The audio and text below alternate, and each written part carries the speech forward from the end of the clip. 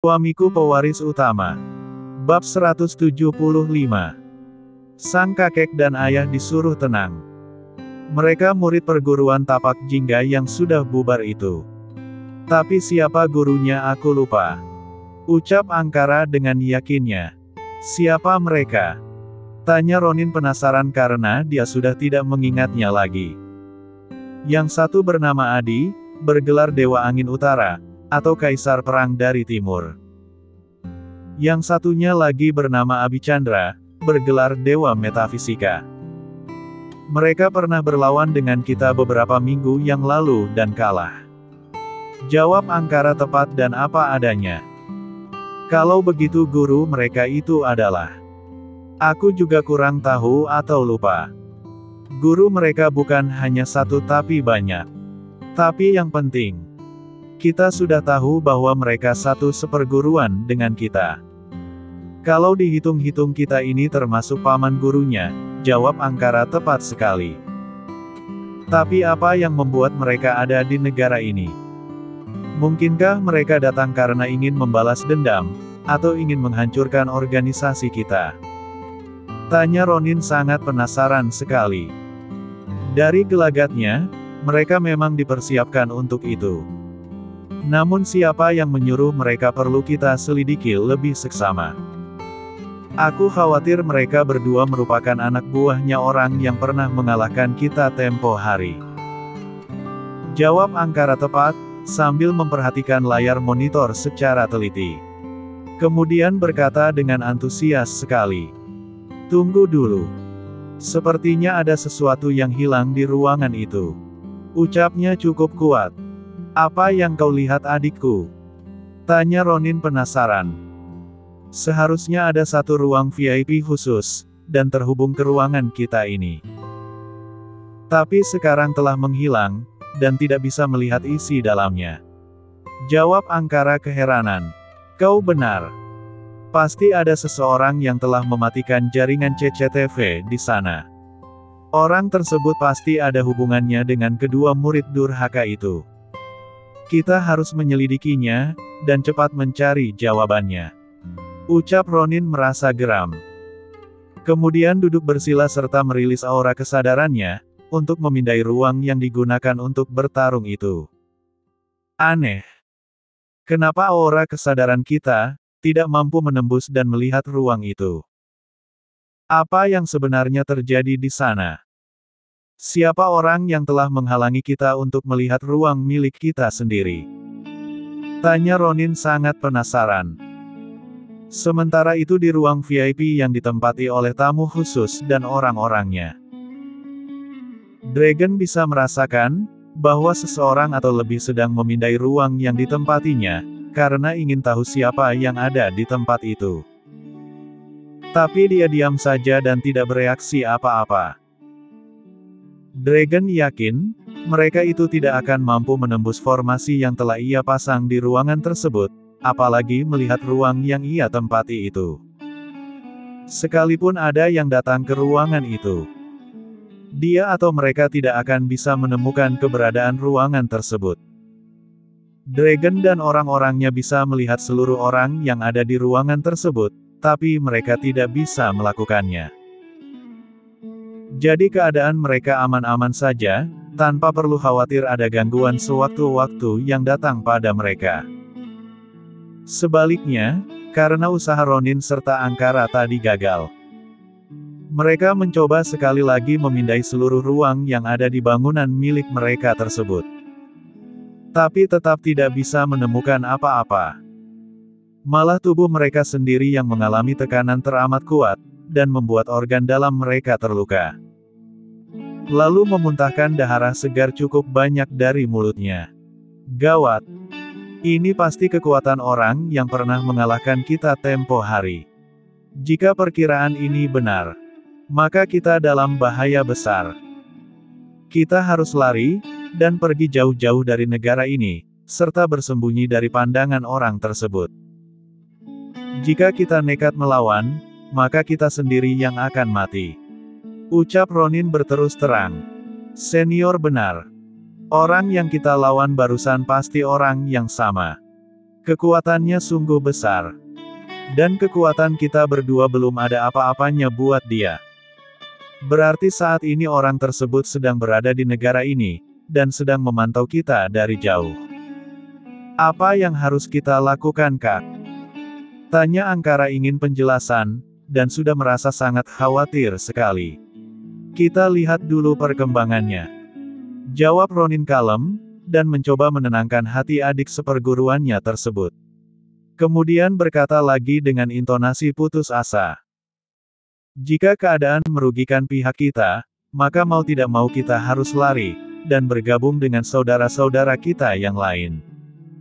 Ujarnya lagi. Mau lari kemana, Kak? Lihatlah di sana. Anak buah kita dibantai seperti itu, dan menjadi bulan-bulanan mereka. Bahkan ratusan petarung yang mencoba menangkap atau melawan mereka, juga dibuat tidak berdaya. Seluruh penonton sudah panik, dan ingin keluar dari ruangan itu. Tapi sepertinya kondisi tubuh mereka terkunci, hingga tidak mampu bergerak untuk melarikan diri. Ini pasti perbuatan orang kuat itu. Tapi siapa dia? Jawab Angkara merasa penasaran. Ayo kita datangi tempat itu. Dan temukan siapa yang telah berani bermain-main dengan kita, respon Ronin cukup nekat sekali. Jangan cari mati, Kak. Lihatlah ke ruangan itu. Seluruh petarung dan pengawal-pengawal kita, sudah mereka taklukkan. Yang tinggal hanya penonton, serta beberapa pejabat yang juga sudah mereka tawan. 6 orang tamu penting lainnya juga sudah ditaklukkan oleh mereka. Jadi apa lagi yang harus kita perjuangkan di sana? Jawab Angkara apa adanya. Kau benar.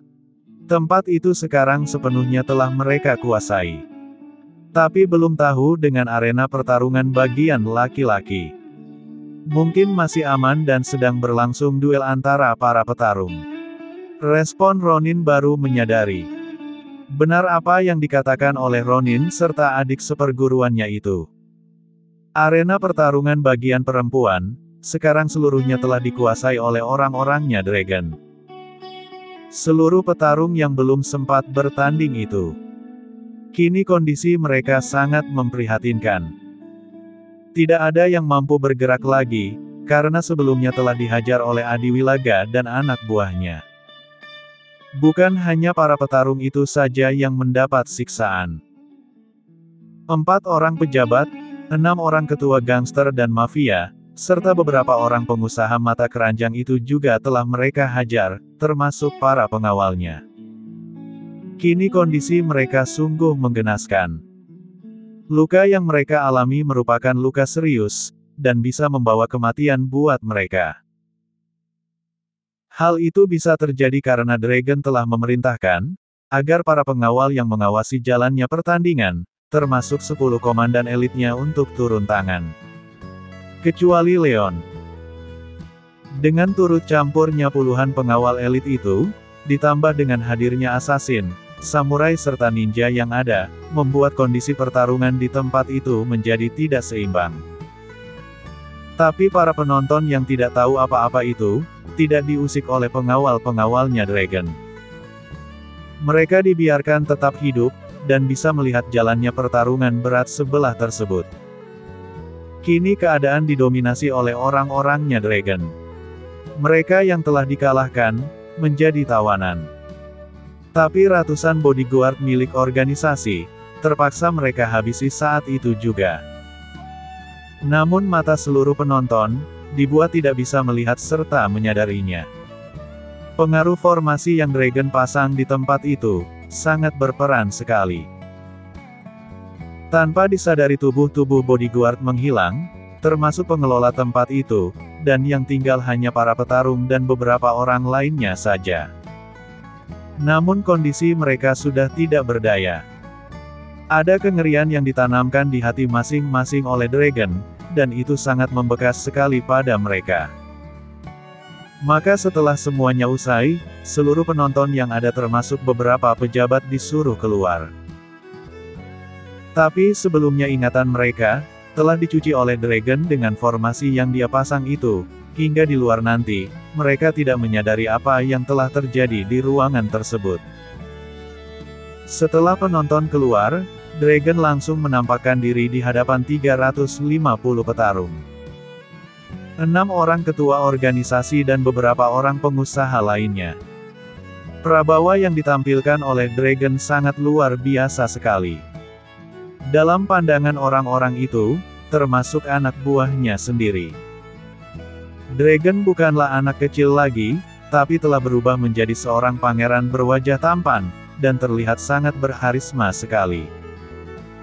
Dalam mode seperti itu, Dragon pun berkata, "Aku adalah penguasa kalian, juga beberapa orang yang ada di sini. Jika kalian mengaku kalah dan tunduk pada kekuatanku, maka nyawa kalian akan aku ampuni. Tapi jika kalian tetap melawan, dan berniat mencelakai kami, maka kalian akan kami hancurkan. Sekarang pilih, menyerah atau mati."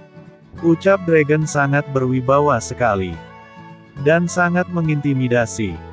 Bruk. Tanpa dikomando atau diperintah, ratusan petarung yang ada, langsung menjatuhkan lututnya di lantai arena, termasuk juga 6 ketua mafia. 5 pengusaha dunia, serta belasan bodyguardnya. Mereka tunduk dan menyerah seperti itu, karena menyadari bahwa orang yang ada di depannya tersebut bukanlah orang sembarangan. Kekuatannya tidak bisa mereka ukur dan lawan. Baru melihatnya saja, hati mereka sudah bergetar dan takut atas prabawanya. Kepala mereka tetap menunduk dalam. Kaki tetap berlutut tanda menyerah, dan hati bergetar tanda takut. Dragon yang melihat itu hanya tersenyum dingin, lalu berkata, "Aku terima penyerahan kalian.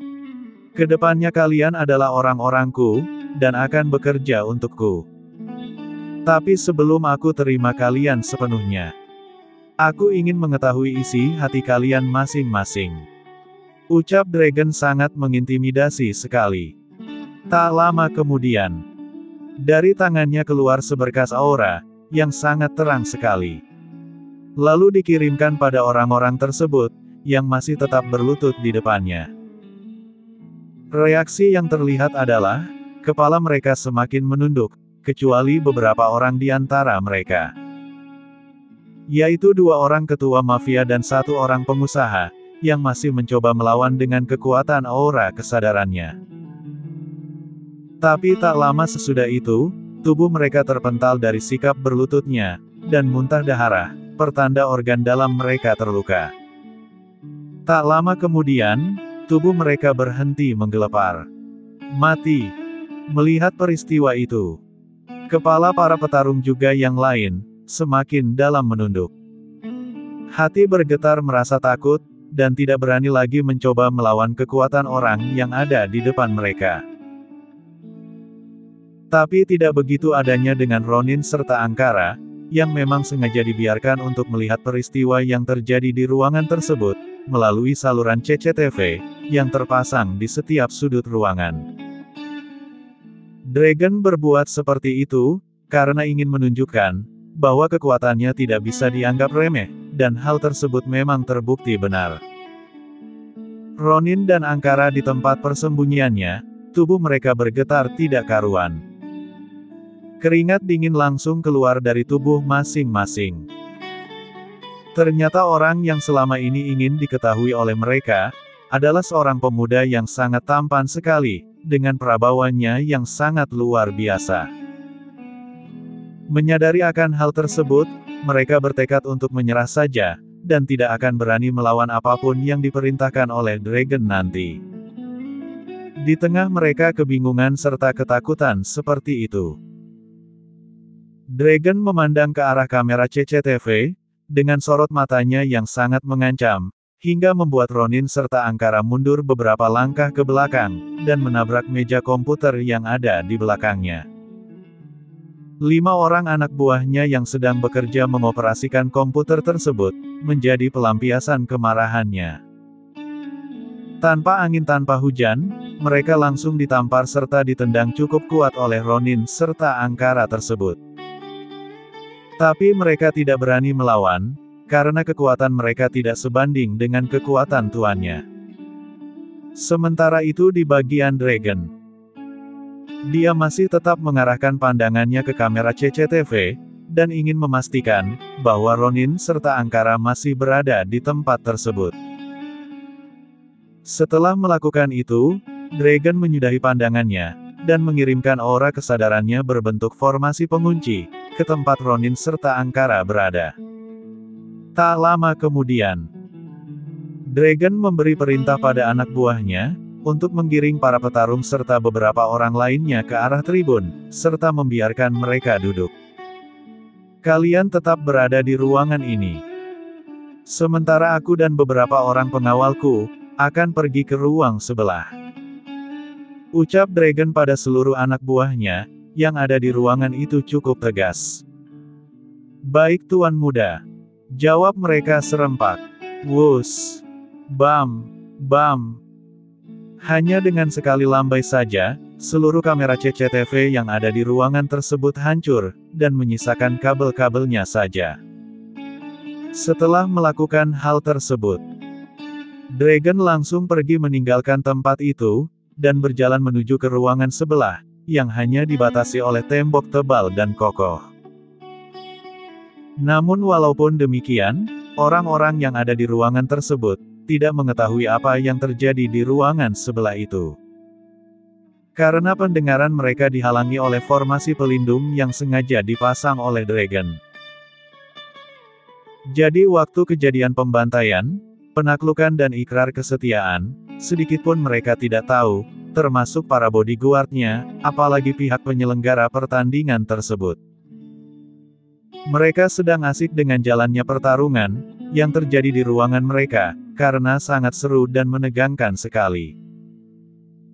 Apalagi saat itu yang sedang bertarung adalah Bumi, di mana terlihat dia sedang melawan seorang karateka kuat berasal dari Nigeria. Penampilan atau performa keduanya sangat memukau sekali. Sama-sama kuat, sama-sama lincah, dan sama-sama penuh dengan kejutan. Langit, Awan, Erik serta Rudolf juga yang lainnya, yang melihat pertandingan tersebut juga sempat terpukau, dan mengagumi penampilan dari sahabatnya itu. Tapi waktu Dragon datang dengan penampilan barunya tersebut, seluruh orang yang ada di ruangan itu, mendadak terdiam, begitu juga dengan Bumi. Mereka saling berpandangan satu sama lain, termasuk anak buahnya sendiri. Namun setelah melihat siapa yang mendampingi orang tersebut, mereka jadi tahu, siapa orang yang sedang dikawal itu. Sontak saja pertandingan jadi terhenti, Bumi langsung memberi hormat ke arah Dragon. Begitu juga dengan pengawal-pengawal yang lain. Pemandangan hebat serta langka tersebut, tentu saja membuat hati semua orang bertanya-tanya, siapa gerangan orang yang barusan datang itu? Kenapa banyak orang yang menundukkan kepalanya ke arah orang tersebut, dengan sikap hormat serta patuh pula? Salah satu orang yang merasa sangat penasaran itu adalah seorang pengusaha muda, putri dari seorang taipan besar berasal dari Cina. Dia merasa takjub dengan ketampanan Dragon, yang dalam pandangan matanya sangat luar biasa sekali. Ada rasa ingin berkenalan, juga bisa dekat dengan Dragon saat itu juga. Tapi melihat banyaknya bodyguard yang mengawalnya, membuat hati wanita muda tersebut jadi merasa bimbang. Tapi dia sempat bertanya pada sahabat yang ada di sebelahnya. Apakah kau tahu siapa orang itu, Lian? Tanya Teresia ingin tahu. Mana aku tahu. Sama seperti kau, aku juga merasa penasaran, dan ingin segera tahu siapa pria tampan tersebut. Jawab Lian apa adanya. Atau begini saja. Lebih baik kita cari tahu melalui pihak penyelenggara, siapa tahu mereka mempunyai data tentangnya. Ucap Lian lagi. Kau benar. Suruh anak buah kita saja turun dan menanyakan tentang orang tersebut. Jawab Teresia sudah mulai mendapatkan jalan. Terserah kau saja. Respon Lian singkat. Tak lama kemudian, Terlihat dua orang bodyguard berbadan atletis, keluar dari ruang VIP yang ditempati oleh Teresia dan Lian, menuju ke arah meja panitia, dan langsung menanyakan siapa orang yang baru datang barusan. Tapi sayang, pertanyaan tersebut tidak mendapatkan jawaban. Malah sakit hati yang diterima. Tiada seorang pun yang tahu siapa dragon itu, termasuk juga pihak penyelenggara. Mau bertanya ada rasa takut. Mau mendekati para pengawalnya sangat mengintimidasi. Jadi yang bisa mereka lakukan adalah menunggu, apa gerangan yang akan dilakukan oleh orang yang mereka anggap sangat misterius tersebut. Dragon yang menjadi pusat perhatian itu cuek-cuek saja. Dia tetap melangkah, dan menuju kursi yang disediakan oleh anak buahnya, dan langsung duduk di situ. Tapi tak lama sesudah dia duduk tersebut, ada puluhan orang yang mendatanginya, walaupun terkesan takut-takut, dan langsung bertanya kepada Dragon. Maaf Tuan. Kalau boleh tahu, dari organisasi mana Anda berasal? Tanya ketua penyelenggara para Dragon. Minggirlah. Jangan mengganggu tuan muda kami sedekat itu. Ucap Robin merasa tidak senang. Maaf bukan berniat mengganggu, tapi kami hanya ingin tahu saja. Respon Taksin kurang senang. Tidak perlu. Kami penonton biasa, dan tuan kami ini adalah bos dari semua orang yang ikut bertanding termasuk kami. Jadi sudah cukup jelas siapa dia. Jawab Robin tetap tidak mengizinkan Taksin tahu siapa tuannya itu. Tolong jangan menyusahkan kami. Kehadiran tuan kalian itu telah membuat pertandingan di arena terhenti, dan ini tidak pernah terjadi selama acara. Jawab Taksin protes. Jadi maumu apa? Tanya Adiwilaga sudah merasa tersinggung. Silakan tinggalkan tempat ini. Dan ganti rugi waktu yang tersita, jawab Taksin seenaknya saja. Kalau kami menolak. Respon Bumi Datang menyela. Bukankah kau sedang bertanding? Kenapa ikut campur masalah ini? Ucap Taksin tidak senang. Dia tuan kami. Dan kau berani mengintimidasinya. Apakah kau punya nyawa cadangan di sini? Jawab Bumi sudah merasa tersinggung. Apa peduliku? Ini tempatku, arenaku dan wilayah kekuasaanku. Siapapun yang berada di sini harus tunduk pada aturanku termasuk tuanmu itu. Respon Taksin tetap ngotot, dan tidak tahu bahaya yang sedang mengintainya. Begitukah? Respon Abicandra sudah terlalu geram. Kemudian mengibaskan tangannya ke arah Taksin, hingga membuat tubuhnya terlontar cukup jauh. Bukan dia saja yang mengalami nasib sial itu. 20 anak buahnya juga terdorong, dan jatuh secara bersamaan di tengah arena. Pemandangan tersebut, tentu saja membuat mata seluruh penonton terbelalak. Mulut terbuka lebar, hati tidak percaya dan pikiran teramat kacau. Mana ada orang yang mampu berbuat seperti itu? Selama ini mereka menganggap, bahwa bodyguard arena pertandingan, sekaligus anak buah organisasi cabang Thailand, adalah orang-orang kuat, yang tidak mungkin bisa dikalahkan, apalagi hanya oleh seorang tua seperti Abicandra itu. Tapi kenyataan telah ada di depan mata. 20 bodyguard, ditambah dengan seorang ketua pertandingan, yang notabene-nya adalah komandan pasukan. Kalah dan dibuat terlempar, hanya dengan sekali kibasan tangan saja. Pemandangan tersebut, mau tidak mau membuat mata mereka terbuka lebar, dan harus percaya dengan apa yang dilihatnya barusan. Dragon yang melihat kejadian itu hanya tersenyum datar saja. Kemudian memberi kode kepada anak buahnya untuk bertindak. Mendapat perintah seperti itu, mereka menjadi maklum, dan tahu apa yang harus dilakukan terhadap 20 bodyguard itu. Tapi langkah mereka terhenti, karena ratusan bodyguard lainnya, langsung meluruh ke tengah arena, serta mengepung orang-orangnya Dragon, yang berniat ingin menangkap 20 bodyguard, yang tadi dibuat terluka oleh Abicandra. Namun anak buah Dragon tidak merasa gentar sedikitpun. Dengan beraninya mereka terus melangkah, menuju ke arah bodyguard yang terkapar di lantai tersebut. Kemudian menendang tubuh-tubuh mereka satu persatu, hingga terlempar kemana-mana. Penonton yang melihat pemandangan itu bergidik ngeri. Tapi mereka tidak bisa berbuat apa-apa, karena rata-rata dari mereka adalah penonton biasa. Kecuali beberapa orang bodyguard, yang terus menemani tuannya yang ada di ruang VIP yang telah disewanya itu. Aksi nekat yang diperlihatkan oleh anak buah Dragon, membuat ratusan bodyguard organisasi menjadi marah. Kemudian dengan beringasnya maju, dan melancarkan serangan-serangan terbaik mereka ke arah musuhnya. Namun dengan mudahnya anak buah Dragon mengusir semua serangan tersebut. Bahkan balik menyerang para bodyguard itu, hingga membuat tubuh mereka mengalami luka. Banyak yang mati saat itu juga. Para petarung yang sudah maupun yang belum sempat bertanding, hanya duduk diam saja. Mereka tidak berani ikut campur, karena mereka tahu kekuatan dari orang-orangnya Dragon. Jadi mereka memutuskan untuk diam saja, tanpa melakukan perlawanan sama sekali. Kondisi mereka yang seperti itu, tentu saja membuat mata seluruh penonton sekali lagi terbelalak.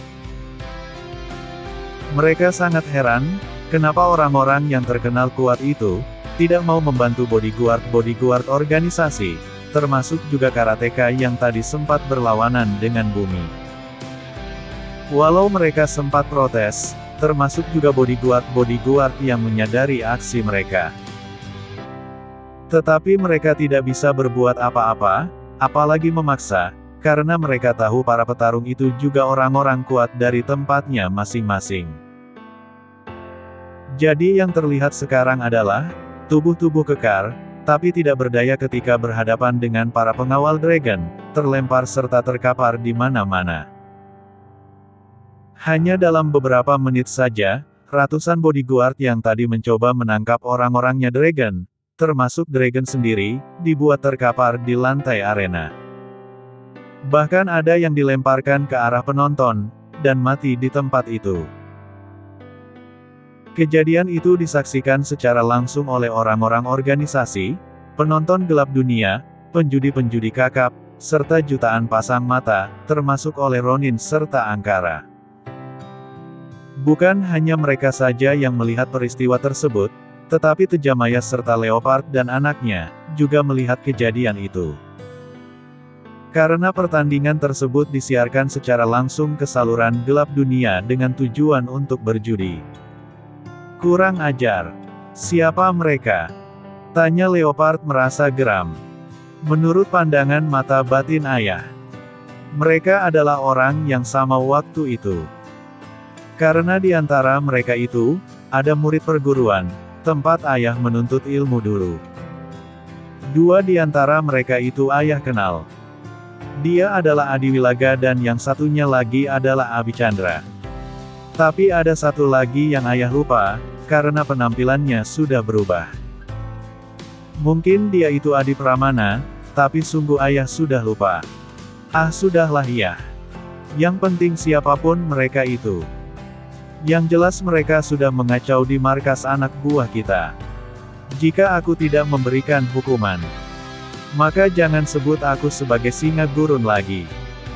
Hari ini juga aku akan mengirim bantuan ke sana. Ucap Leopard garang, dan membantah serta menghentikan ucapan dari ayahnya itu. Ayah rasa tidak perlu. Kau lihatlah ke sana. Seluruh orang-orang kita telah mereka taklukkan termasuk ketuanya.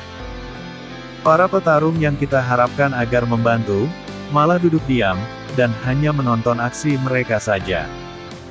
Ahli racun yang kita kirim pun dibuat tidak berdaya.